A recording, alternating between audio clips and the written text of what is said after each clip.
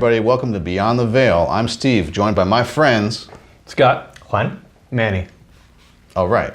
So tonight we're going to talk a little bit about the introduction to the Spirits book. So in the beginning of the Spirits book, you have a couple of sections, explanatory notes, the prologue, the preface, the introduction by Anna Blackwell. So we're going, in this version of the book we're talking about, it's called explanatory notes. I believe in my version it's called the introduction, so I don't want to get anybody wrong. But it is the first section, I believe, that actually has numbered sections. So if you're following along at home, that you can follow along. We have this version of the Spirits book, which is actually different than the version I have at home. But the information, I want to say, hopefully close enough. You know, our brother Manny with the golden voice is going to read the beginning of this. So we're in item number 6. If you're following along at home, it's item 6. And this is basically, it was described to me as the fundamentals of Spiritism. And this, it calls it the main points of the doctrine. And we're going to just start going through some of the main points of the doctrine and see where we get to. So, all right, sounds good. Let's kick it. It begins by saying, our requisite assumption throughout is that non-physical beings exist, a proposition made by the intelligences themselves, with which we have tried to bring our arguments to accord. The beings call themselves spirits. In many cases, they indicate that they were once human beings and lived on earth. According to them, they constitute the spiritual world, as we, during our life on earth, constitute the physical world. In order to address the most common objections, we will now briefly sum up the most important points of the doctrine they have transmitted. So the first one is God is eternal, immutable, immaterial, unique, all-powerful, sovereignly just and good. I want to say that this one bullet point, it has it goes to a part in the book, in the Spirits book, where they talk about what is God. And this is a pretty long section, and each one of these is actually a different paragraph. And we could probably spend a whole day talking about this one paragraph, because this is important to me and to the people, to other people, I would believe, because we're always asking, what is God? And the way that I was sort of raised and the images I saw was that God is this old man with a beard. And it even describes in Genesis, in the Mosaic Genesis, in the Bible, when it talks about the Garden of Eden, that God is strolling through the Garden of Eden one day and just happens to notice Adam and Eve are missing. So in the Bible itself, it talks about God being basically like a human, in a human form. And of course, a human would want to see God as a human. We look at everything, we project ourselves onto everything, right? But this is Spiritism saying and the spirits are giving us some clue that we can't really wrap our minds around what God is. It's a concept that's very difficult for us to even understand with our limited perceptions. But here is some of the qualities that hopefully that we can try to get. God is eternal. And I don't want to sound like I'm on a soapbox or anything like that, but that's an interesting one. That one especially sort of blew my mind when I read it in the Spirits book. God is eternal. So if you try to think of what came before God, it was just more God. It's really tough for us to even grasp that one word, eternity. That there's no beginning and no end. It never started because there was never time. It's because we can even understand a little bit immortal, which we would consider our spirits immortal, but eternal, it's something I think beyond our minds. And I think you're right. Whenever I try to look at the different definitions of God that you may find in different cultures and religions and followings, the thing that comes to mind is the fact that my mind is too small.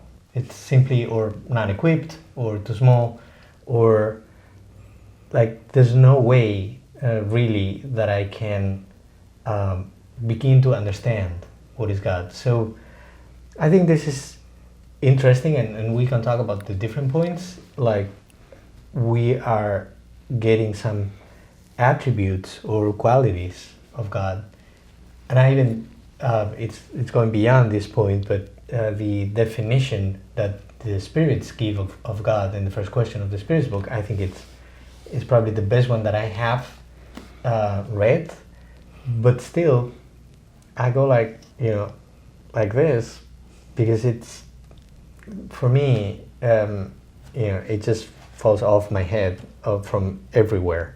I think it's just too much. We can discuss for, as you say, for a day or for days or for years, but it's still going to be really unmanageable for our capacity.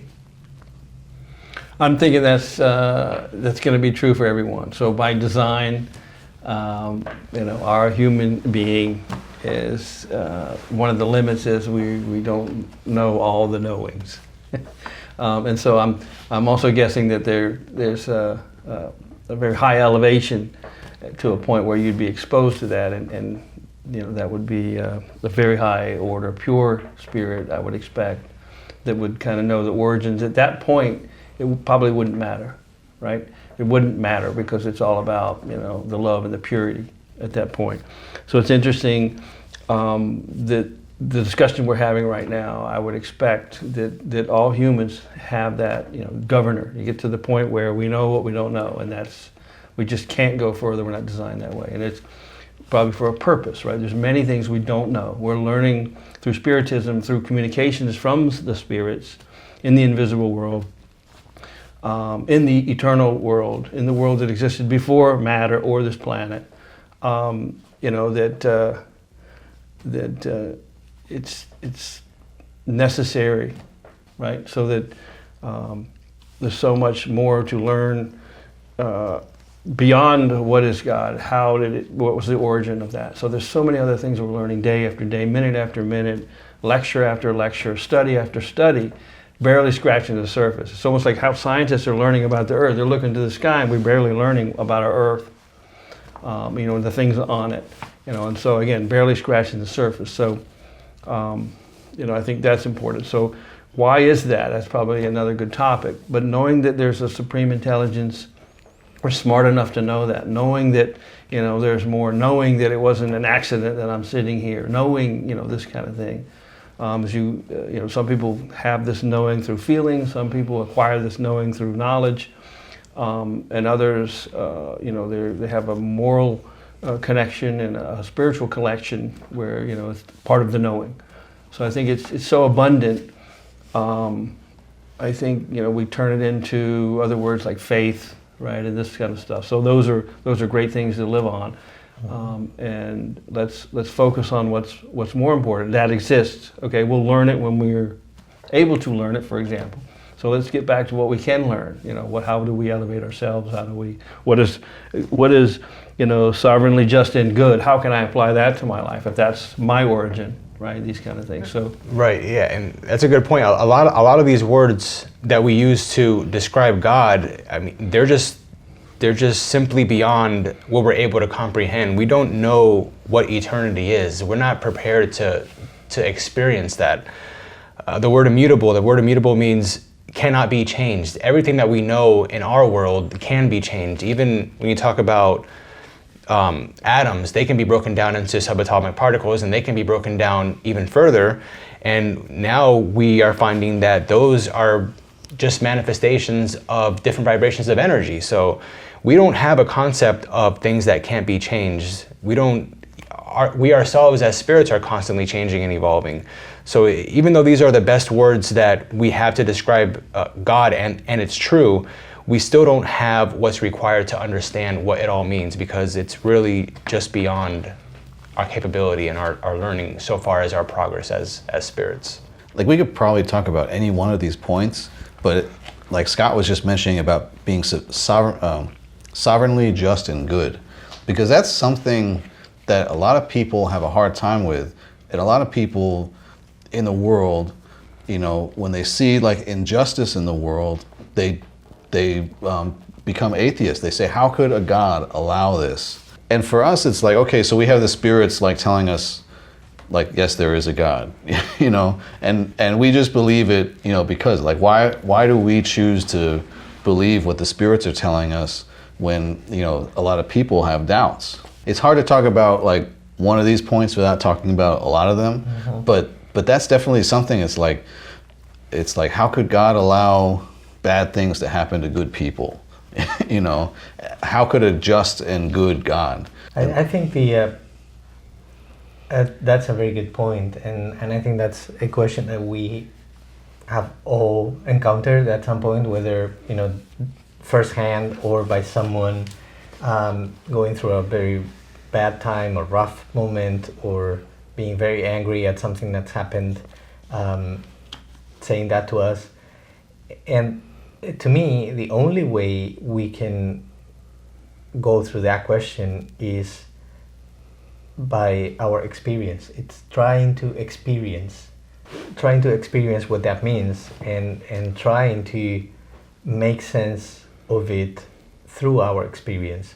So my own experience in the world of things that I may consider evil or bad, and how I see them, how I see other human beings, which I may label at some point as evil or doing evil things.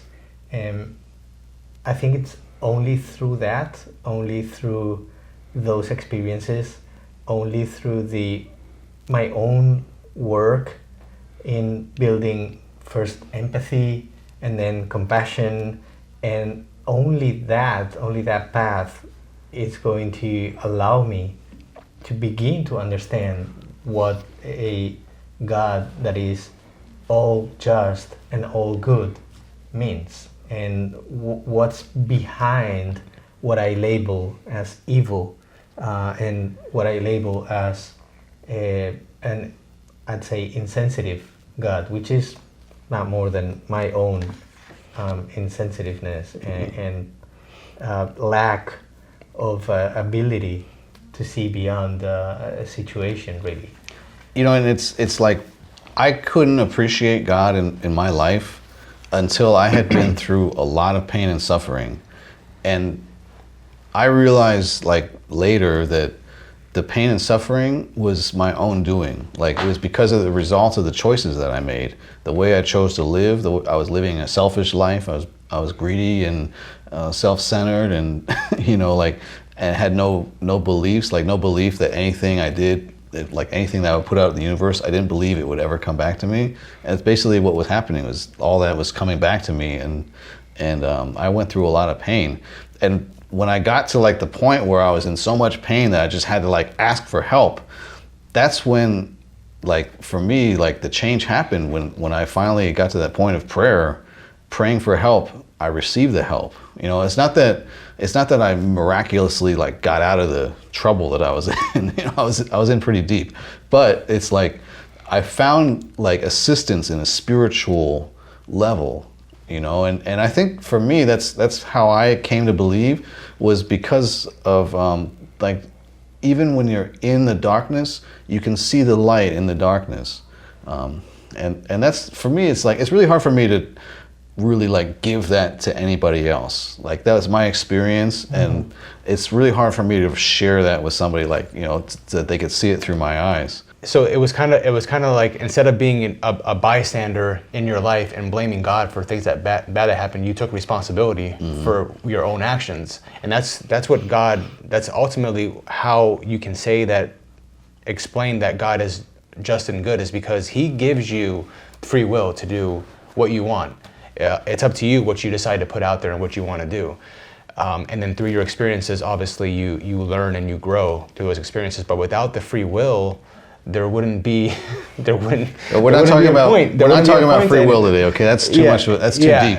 No, but I think no, it's okay. I'm sorry. I'm just kidding. I think I think it goes with this point, because without the idea of free will, many of these attributes that we give to God, and particularly this one about being all just and good don't make sense.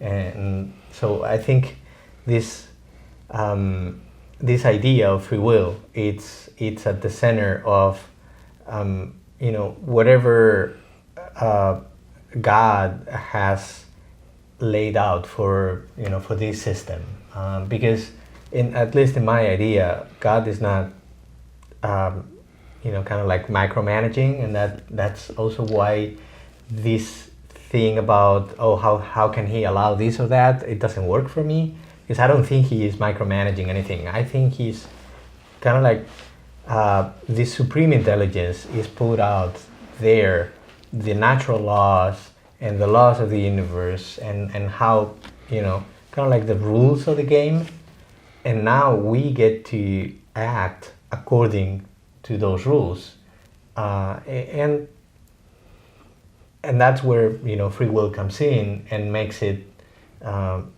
very important, because I can use my free will to focus on good, which is one of the characteristics of God, or to ignore it. It's just simply I can use my free will to ignore good, and from my point of view, that's where evil comes from, and these things come from when we choose to ignore good, to ignore God.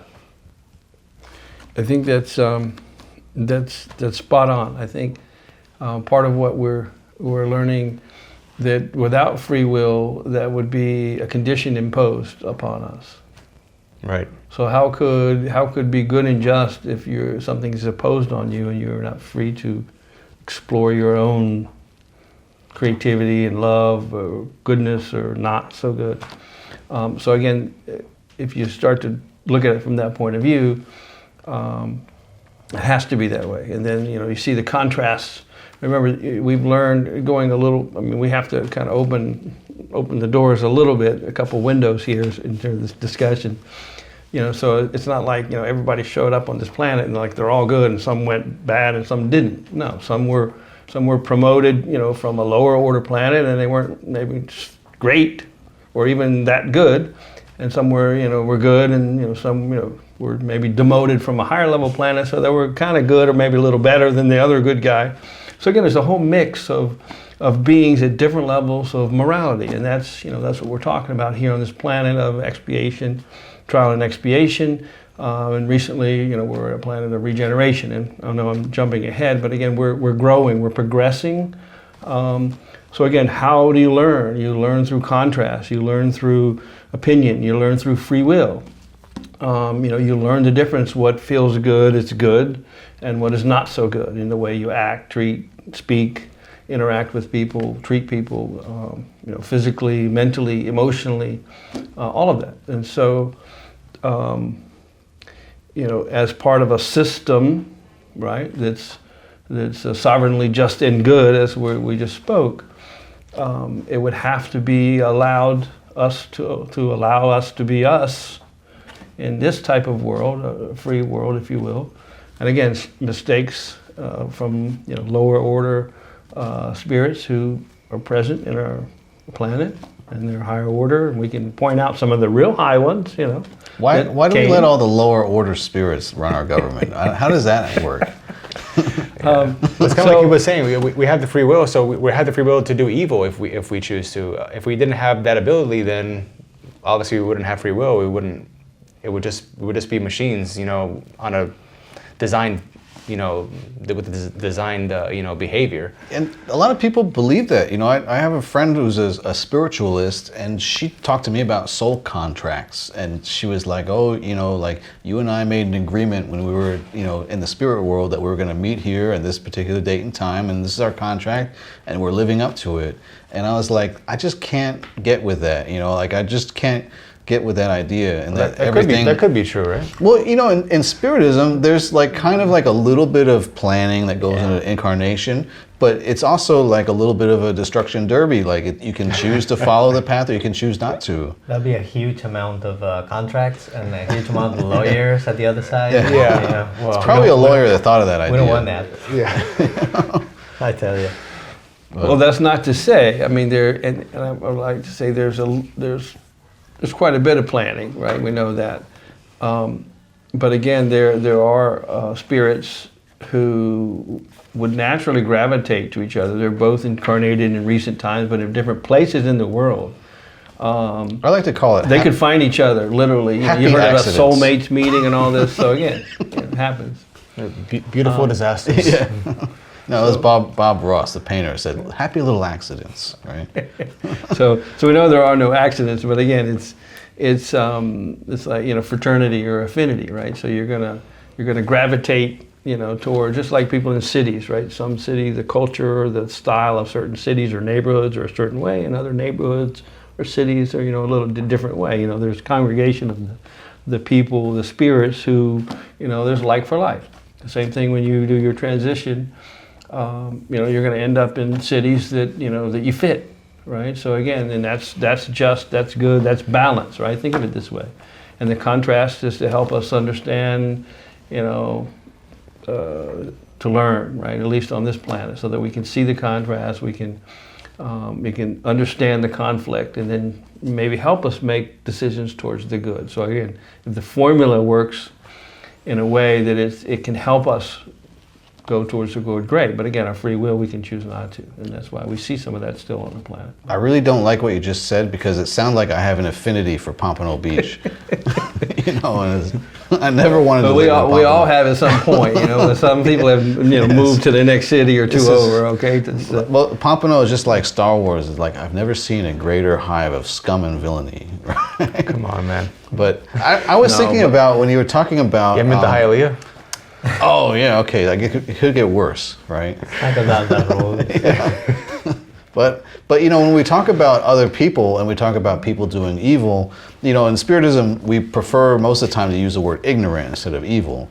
But it's, Good point. I think it's important to remember, like, that between the distance from them to us and from us to God, whatever level we consider ourselves on, like, we're still so far from being perfect.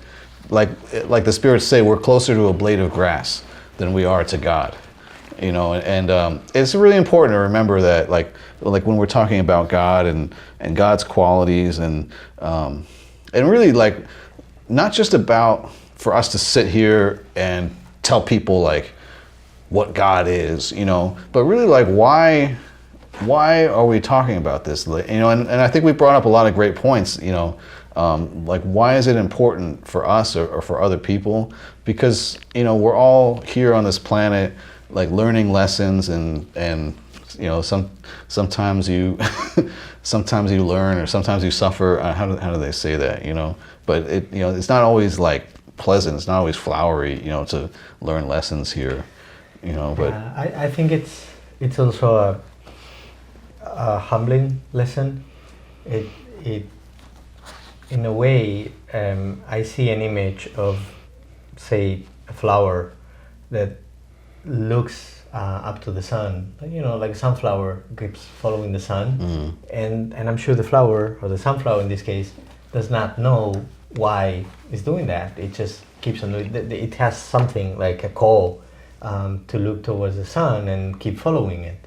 And in a way, that's how I see it. I see that I have a call inside of me to look towards that God with these attributes, and I don't really know. I can't comprehend why I'm doing that, but it's in a way that's how I feel. I'm doing that. I'm trying to go in that direction. And that's why I think it's important for us to the extent that we can, try to understand what it is, because we're looking towards. we gotta have goals. Mm-hmm. Yeah, I mean, in the same way that you were explaining how the plant or flower can't comprehend why it's facing towards the sun, and why it has to do this, is kind of the same way when we, like how you were saying, when we try to define what God is, and people have different definitions of God. God is beyond what our comprehension. So any words that we could even try to apply to him, I mean, they're the best that we have, but it's not enough to what ultimately he is, or it is, what God is, what he's responsible for. We don't even know what we're capable of, and we're trying to, define, this higher, intelligence. It's just our words aren't adequate for that definition. And I was thinking when you were talking about the flower going towards the sun, I was really afraid Manny was going to start talking about photosynthesis or something. That was earlier tonight. Thank God. Yeah. Well, thank you guys so much. That was enlightening talk. Actually, I didn't know we would talk so much about just like one little point. So there's a lot of these little points that'll keep us busy for a few weeks here, I think. Like we said, not just to talk about what God is and to try to like impress people with our knowledge about God, but to really say like, we can admit that we don't know everything about God, and that actually we know that we don't know very much about God, and that's what kind of makes Spiritism unique versus like a religion that wants to say that they have the knowledge on God and you have to go through them to get it. And we're like, no, you can actually find God yourself, and we'll help you help yourself, so to speak. And I think there's still a reason why this is the first point and why we're talking about it now. And then we'll talk about other things. But for further reading, we're in the introduction to the Spirits book, but this actually ties in to like the very first question in the Spirits book when you get into chapter 1 and the book 1, chapter 1, question 1. Out of the 1,019 questions, like the question 1, I think is what is God? So if you're interested in reading more, definitely check that out. Thank you so much, Scott. Thank you, Juan. Thank you, Manny. Thank you. And thank you guys for watching. We're on Discover Spiritism Network, so check us out. Share with your friends. We appreciate it. And if you have any questions, comments, you can post them on the YouTube channel. So thank you so much. We'll see you next week.